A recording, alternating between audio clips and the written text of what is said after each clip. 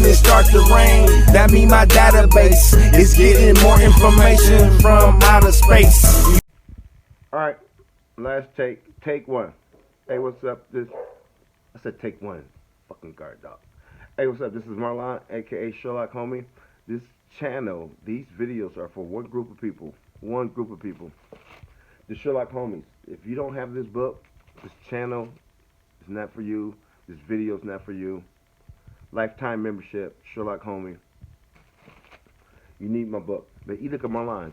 It's a journal about my thoughts and rituals every day of the year, 2 pages per day. Oh, you can stay if you're affiliate too. If you're affiliate, just send me a letter, send me a text, send me an email. Donate $1 in the last 30 days. You're a Sherlock affiliate.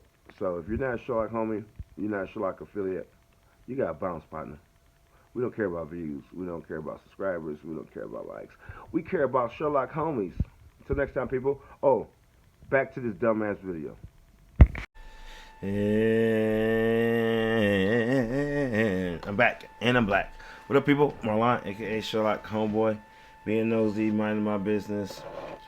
I got time to squeeze one in real quick. How y'all doing? Come in. Welcome.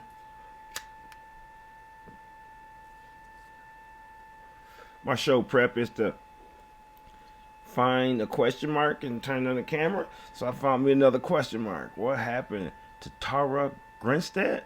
Pretty lady. Let's find out what's going on. How y'all doing? Let's see, can we gain a better understanding and get better at these investigations? Let's go. Just vanishes off of the face of the planet. On Prime tonight, an adored teacher disappears. And this beloved person, goes missing and just vanishes off of the face of the planet.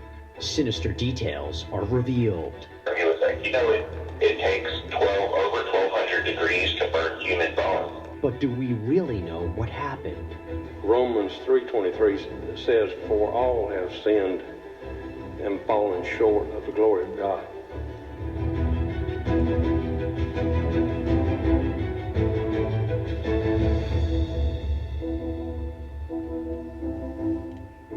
Good evening, everybody. I'm Jesse Weber, and welcome to Prime Tonight. This is where we do a deeper dive into the most high-profile and memorable true crime cases. Tonight, the mystery surrounding a missing woman and the stunning revelations. South of Atlanta and nestled in Irwin County lies Ocilla, Georgia. Let me touch on that real quick. Can't let it play for too long. My goal is not to get I changed my got more discipline. I don't want to get no strikes. So can't let it play too long. People don't know, when people think like Atlanta, you think black. As soon as you get outside Atlanta, that shit is Alabama. It's a very small community. Everybody literally knows everybody else. A quiet city known for its farming and sweet potato festival would be rocked by a chilling development. October 2005 was the beginning of one of the most painful journeys that I think any family could ever be faced with. On October 24th, 2005, former beauty queen and history teacher Tara Grinstead eerily doesn't show up to work at Irwin County High School. She was last seen at a cookout in her neighborhood 2 days earlier and is believed to have driven home at around 11 p.m. I mean, can you imagine living in a small town and this beloved person, goes missing and just vanishes off of the face of the planet? Small town already. I live in a small town, and just off top, you gotta add like two. She's a pretty lady. Small town, you gotta add 2 points to your score. So, ladies, if you're a 5, just go to a town about like 30,000. You're a 7.5. So she's pretty, period. So small towns ain't used to beautiful women like that. So off top, if you're pretty, you garnish more attention in a small town than anything. Probably more, like as in say a town that's like, let's say 500,000 people. 500,000 people.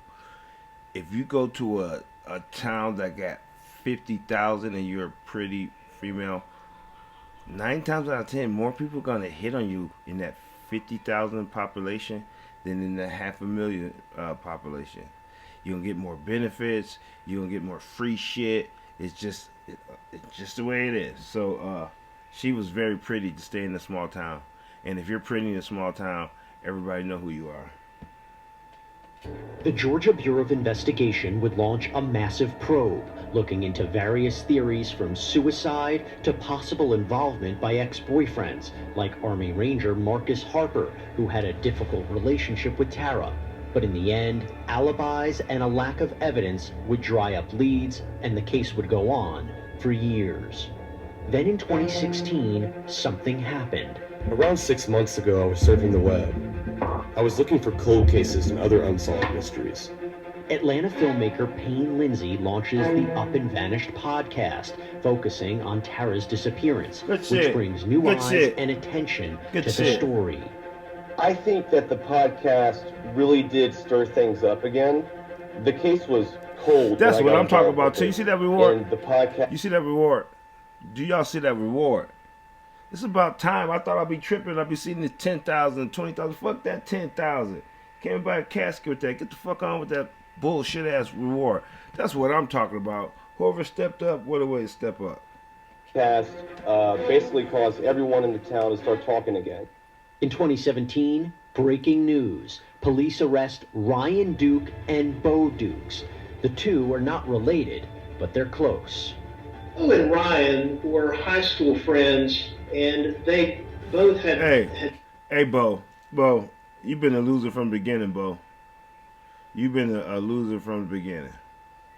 Ryan, what you doing hanging around just because you that dumb? Oh, he has the same name as me. We must be buddies. No, Bo's a dumbass. Had been students at Irwin County High School where Tara Grinstead had been a teacher. In fact, may have even been in her classes. All right, now it's time to look carefully at the evidence against both these men. And as we go through it, let's ask, what is the real story here? Before the suspects are apprehended in 2017, let's go back to 2016, when John McCullough, a former Army buddy of Bo Dukes, reaches out to investigators about a conversation he had with Dukes in 2006, something that until this time he seemingly disregarded as Dukes just being drunk at the time. A recorded call between McCullough and GBI agent Jason Shadell is released to the public. He's like, do you remember, that sign that was in town? And I was like, yeah. It's like the one that I'd asked him about, because I was like, man, that's a pretty lady. I was like, that's kind of because I noticed, it said, hey, missing person, all this other stuff, and, he was like, well, I know what happened to her. In this shocking twist, Dukes claimed his friend murdered Tara, and then he helped to clean up the evidence by burning her body on his family's pecan orchard. He was like, it takes over 1,200 degrees to burn human bones. And he said that a couple of times, prior to whenever he's sitting there, telling me this story, and I never paid no mind. I didn't know what the hell he was talking about, After Agent Shadell speaks... Wait, dickhead. He told you what happened to her. What the fuck you mean you didn't know? Let's keep going. To McCullough, he then questions Bo Dukes about this. I mean, he was pretty adamant that, you had made some comments regarding, like, burning a body, and, now you understand why I have to talk to you, it's just one of those things that... No. I remember it was in the news big and all, but no. Well, but we have to ask the question. I understand. So you didn't help anybody, burn her body, get rid of her, any of that good stuff? No. And it's that interview that would result in Duke's arrest. Why? Fast forward to February 2017. Duke sits down with Shadell and admits he was holding something back. Something big. Told me he didn't kill Terry Grinstead. I thought he was... I didn't really want to think that it was mine. I told him, take me home, let me go to sleep.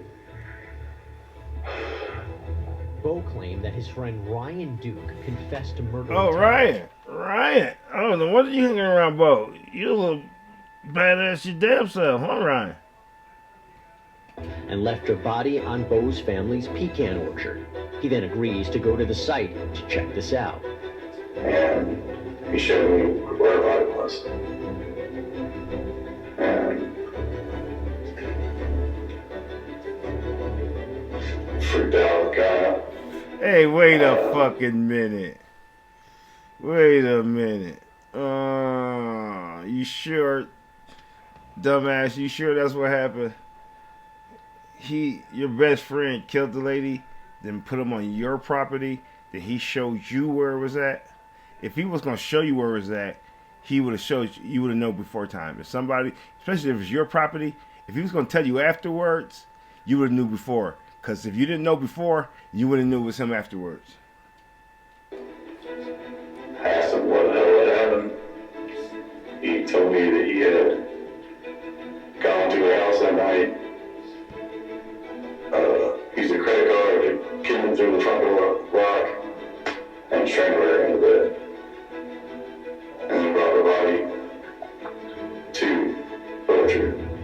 Strangulation is one of the most intimate methodologies for taking another's life, because it is very intimate. You have to get within that close space. For such a violent killing, though, Dukes describes an unusual set of injuries on Tara. Can you describe it like something? I was like bruising, I guess. Not extremely noticeable, but it's there. Were there like lines or anything that really distinct? Hey, if that story was true that he told, Dickhead would have gave it up the first time. He's involved more. If that story was true, he would have turned on his old best friend too fast. That story's bullshit. You just place this person on a solid surface like the floor or even on the bed, you gain the upper hand in this event and you choke her out. It's not going to require a tremendous amount of pressure in order to facilitate this. You might not even need to knock her about at all. First off, she's in total shock. Dukes then acknowledges in horrific detail how he did in fact burn Tara's corpse. And moved her body to wood area. There was a bunch of wood and burned it.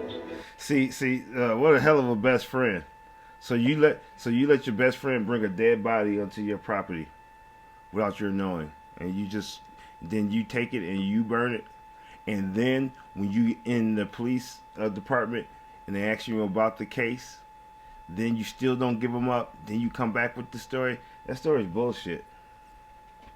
So over a period of like 2 days. This would be confirmed by the GBI when they excavated the burn site and found charred remains of human bone. I had to use an accelerant like a gasoline or some type of petroleum product just to get it started. But once that started, they have to be prepped with wood on place to fuel the fire. And this is a constant, not just supplying the fuel, but stoking the fire. That's not all. Authorities recovered a latex glove outside Tara's home. Testing identified both Tara and Ryan Duke's DNA on the glove. Strangely, though, according to Bo's interview, this doesn't make sense. I asked him about the gloves. He told me that he didn't use gloves. And so, yeah.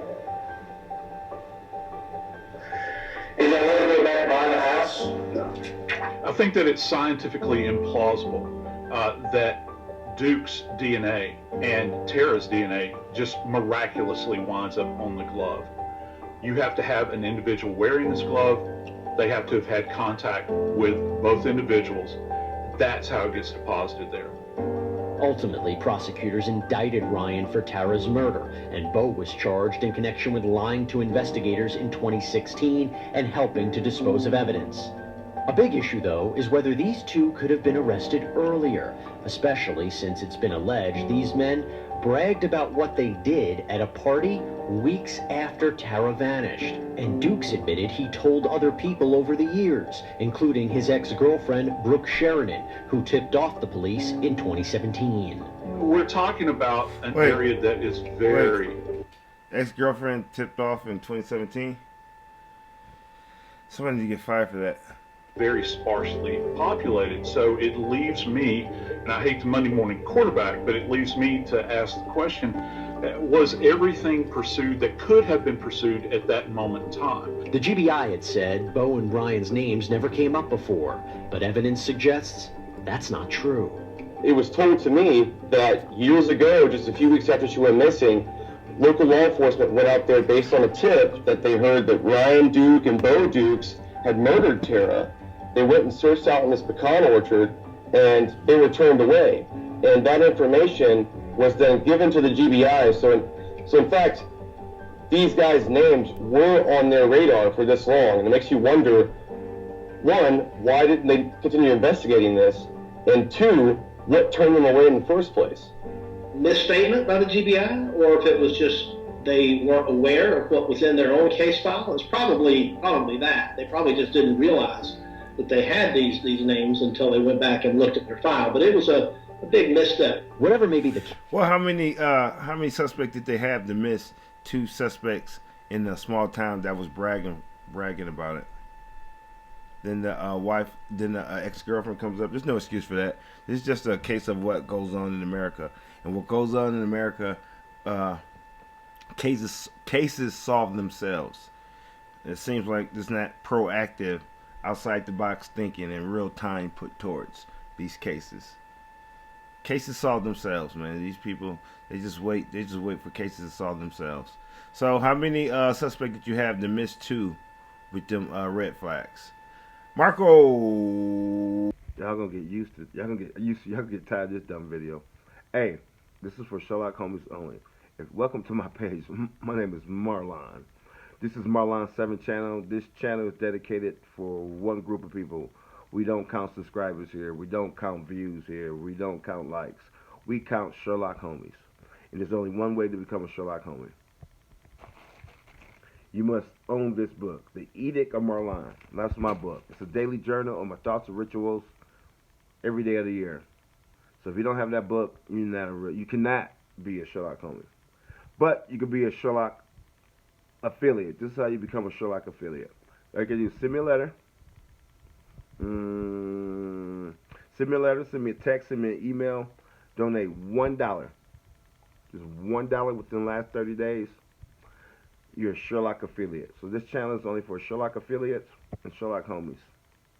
Everything else don't matter. Now you got a bounce partner. Till next time, people. Thanks for your support. On to this dumbass video. Polo. Let's just get through this. Let's not force it. We're just gonna get through it. Case, the reality is we're now left with Duke's account, and while physical evidence corroborates certain elements of the story, some argue something feels off. Yeah. Why did he agree to say these things to law enforcement? Why would Ryan do this? And maybe someone was hiding something. But I do think that Ryan Duke and Bo Dukes are both involved in her murder, but I do think that maybe Bo Dukes is more involved than he's saying he is. When we come back, we're going to focus on the question that people continually debate. Who exactly is the killer? This is a simple question, but why didn't you tell me then what you're telling me now?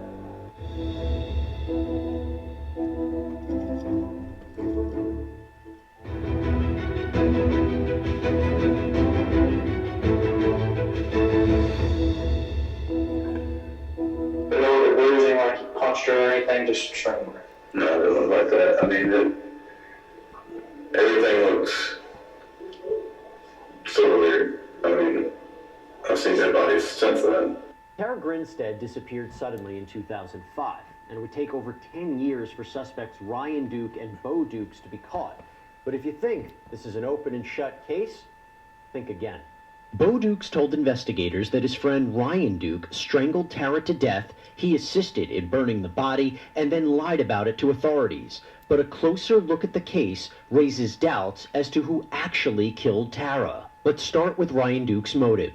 And he never told you why he did it? I mean, No, he never. why her? Never said why or. And even to this day, he's never disclosed why? No. That brings us to Ryan Duke himself, who allegedly confessed to police as well. According to reports, he claims he broke into Tara's house to steal money for drugs and then killed her when she caught him in the act. That narrative raises suspicions too. Hey, he's lying. He's lying. Never bought the idea that this was a garden variety burglary gone bad, where somebody just walks in for purposes of committing some kind of a theft. You know, I used to be a police officer in that town, and it's a really, really small place, and I've seen that house, and I know what was in it, and there was nothing of value. There would be nothing served for anyone to burglarize that house. There's no signs of forced entry. So as an investigator, one of the things that you begin to do and kind of process through all this thing is, well, if this is a burglary, wouldn't there be some evidence that someone tried to gain access to an area in which that something was denying them, some kind of physical impediment, like a lock or something such as this, or a bar? That doesn't exist here. There's also the matter of what Dukes noticed about Tara when he saw her body. When he takes you to this orchard, and is the body covered up with anything? Is it clothed? No, it was not clothed at all. And it wasn't covered up with anything. It was laying face up in some knee-high grass. Yet according to Dukes, Ryan says he didn't sexually assault the former beauty queen. There was some kind of intimate understanding between the two people. I can't speak to Tara's personal habits of walking around the home, but it does seem odd. Why else would you have a body that is totally nude? What else would be the motivation, unless it was revenge for something?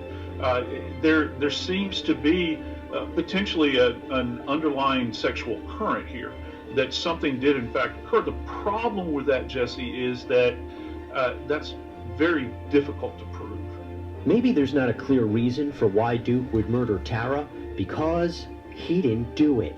His attorneys argue that he was on drugs and provided a false confession to police. Someone can believe that they need to tell law enforcement what law enforcement wants to hear.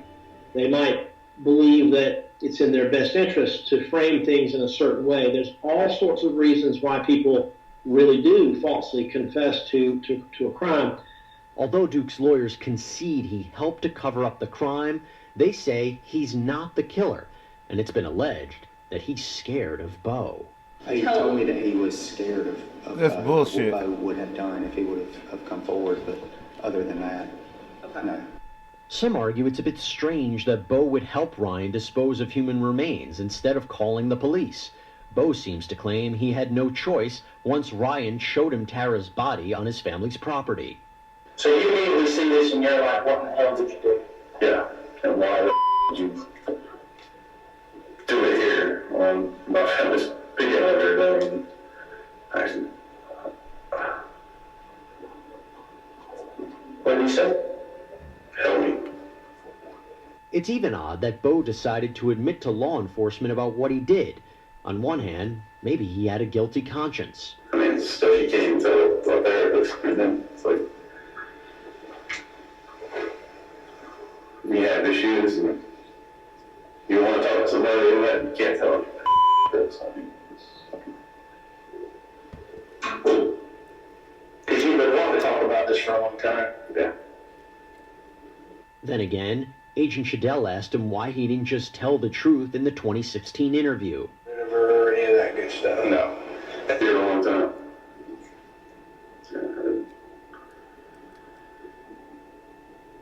Like I said, I think it was time. That's what leads to the idea that Bo Dukes may not be as honest as he claims. After all, it's arguably very convenient that Bo admits to only getting involved after Tara's death. It sort of gives the appearance of someone who is trying to maybe minimize their own conduct and throw someone else under the bus so that they can avoid the mandatory life sentence that goes along with murder.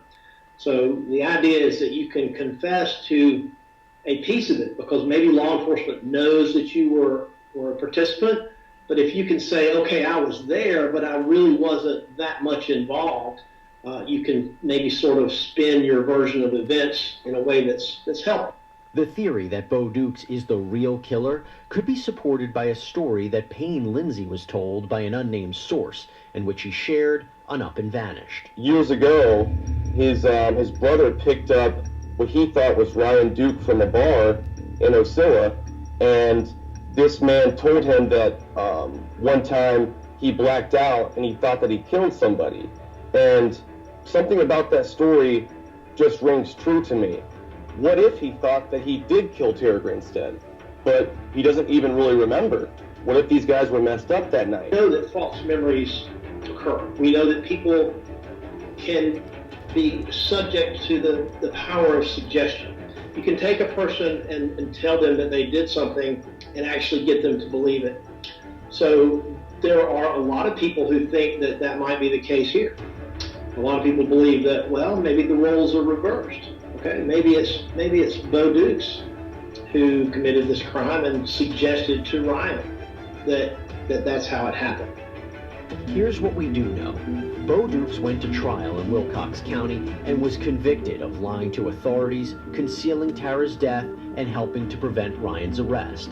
After a heart-wrenching impact statement from Tara's stepmother, he did nothing. He just went on living his life, not caring about the pain he had caused to others. He knew she was never coming back. He could have at least told us that, but he didn't. He himself spoke out in court. To the Tara Grinstead family, I'm truly sorry. Your long suffering has been unimagined. My actions are cowardly, callous, and cruel. I was more interested in self-pity and self-preservation than doing the right thing for Tara and for you. I pray for your forgiveness. But the judge wasn't having any of it. Romans 3:23 says, "For all have sinned and fallen short of the glory of God."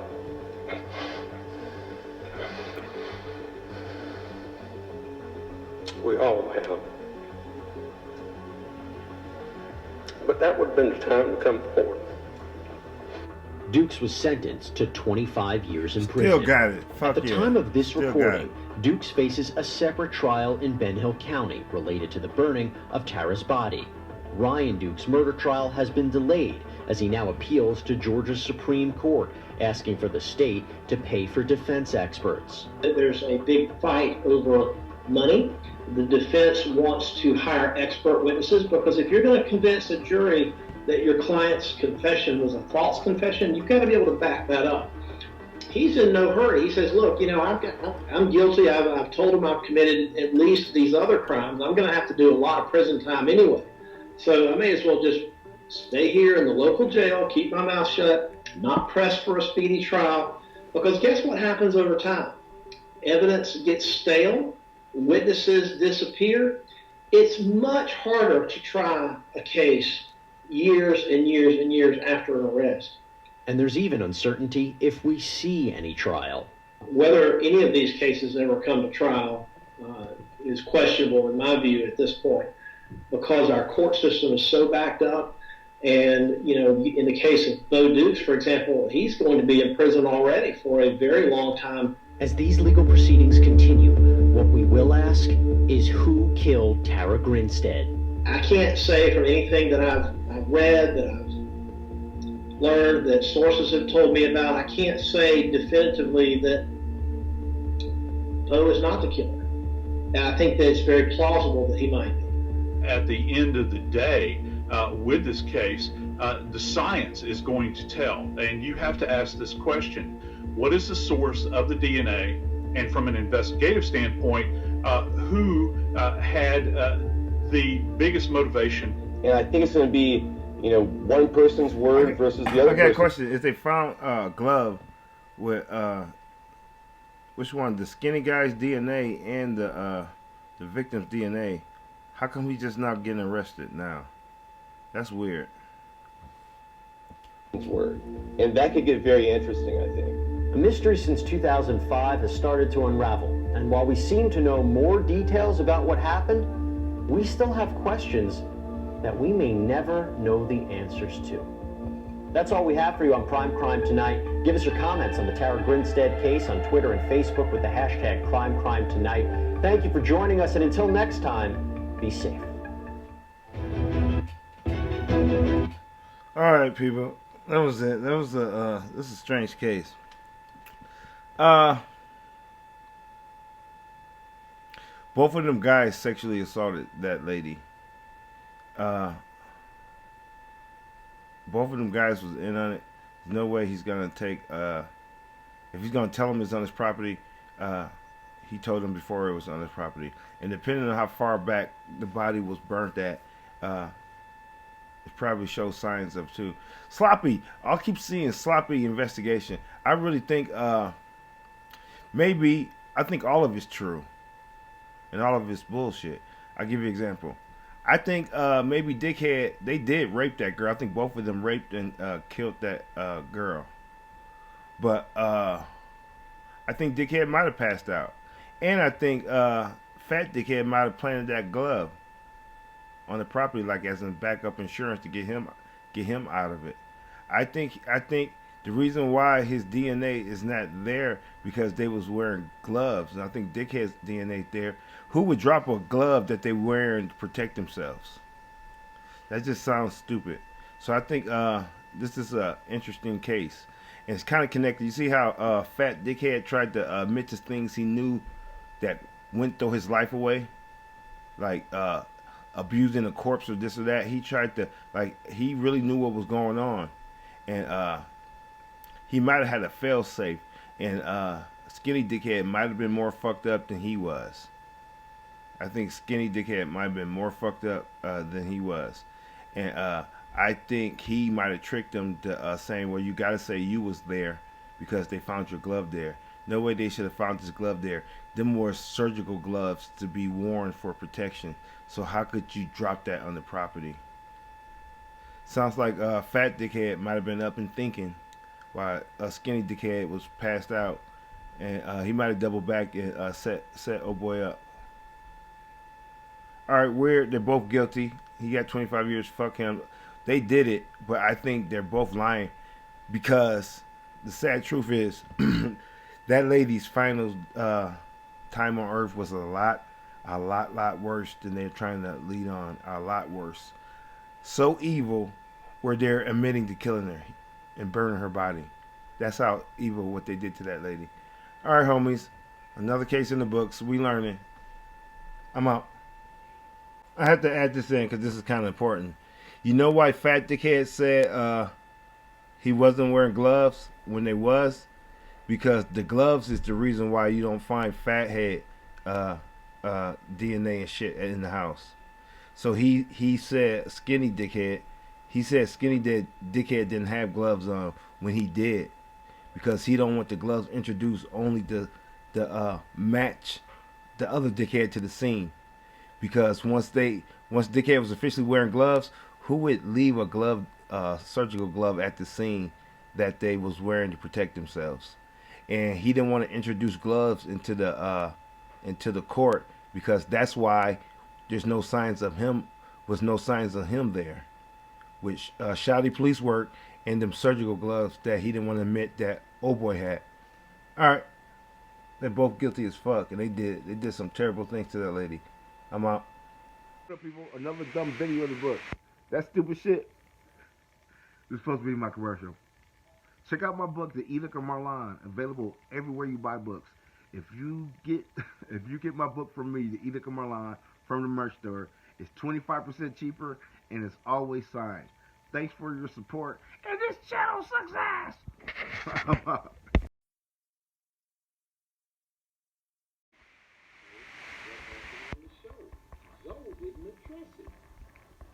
Zoe didn't address it.